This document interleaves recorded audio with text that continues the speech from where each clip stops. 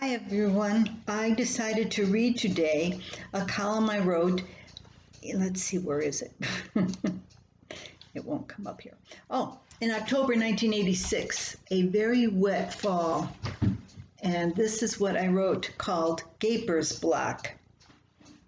If you ever drive near a metropolitan area and listen to a radio traffic report, you're bound to hear the warning phrases Gaper's Block. It means an accident has occurred and all other drivers passing the scene are slowing to a snail's pace to gape at the twisted fenders and shattered glass. In other words, there's a traffic jam on the highway. I've come across the country equivalent of a city's Gaper's Block. A fall of overabundant rain forced harvest to a standstill in most of Wisconsin at one time or another. For weeks, farmers were left to tinker with engines and machinery inside shops while rain soaked their fields. Well, the rain finally stopped, for a while anyway. Farmers wanted to immediately leap onto their tractor seats and go to work. But those of us who know anything about soil know when it mixes with water, you get mud, acres and acres of mud. And mud simply doesn't go away when the rain stops. Farmers had to wait for their fields to dry before harvesting the corn and soybeans. The luckiest people, those with sandy soil, were the first to go to work. And here's where the Gaper's Block comes to play. Imagine driving home toward your wet, muddy farm, passing field after field of unharvested corn. Then suddenly, to your right, the fields open and you see the first combine of the season going through corn stalks, actually harvesting golden grain. If you're a farmer, you can't help but slow your car to see what kind of progress the other farmer is making.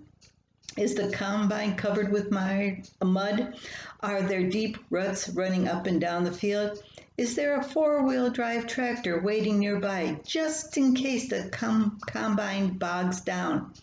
You analyze the lay of the ground and the equipment and the progress, and as you look, you halt traffic on the highway. Bob is a rolling Gaper's Block, but not just during this particular harvest. He can be a hazard on the road almost any time of the year.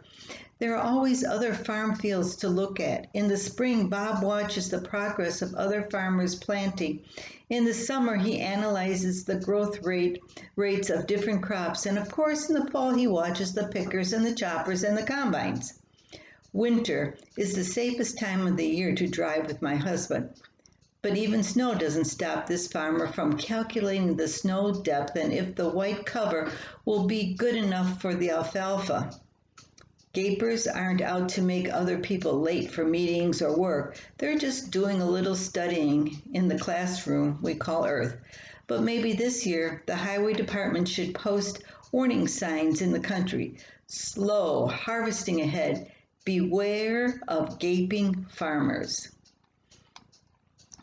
When we drove in the car, I did most of the driving when we went to see our kids because Bob was always watching out the window to see what was going on in the fields and the farms around. So it was best for me to do the driving then. He drove around the farm, he drove with his pickup, but when we were in the car, I did the driving so he could relax and enjoy the view of the Wisconsin countryside.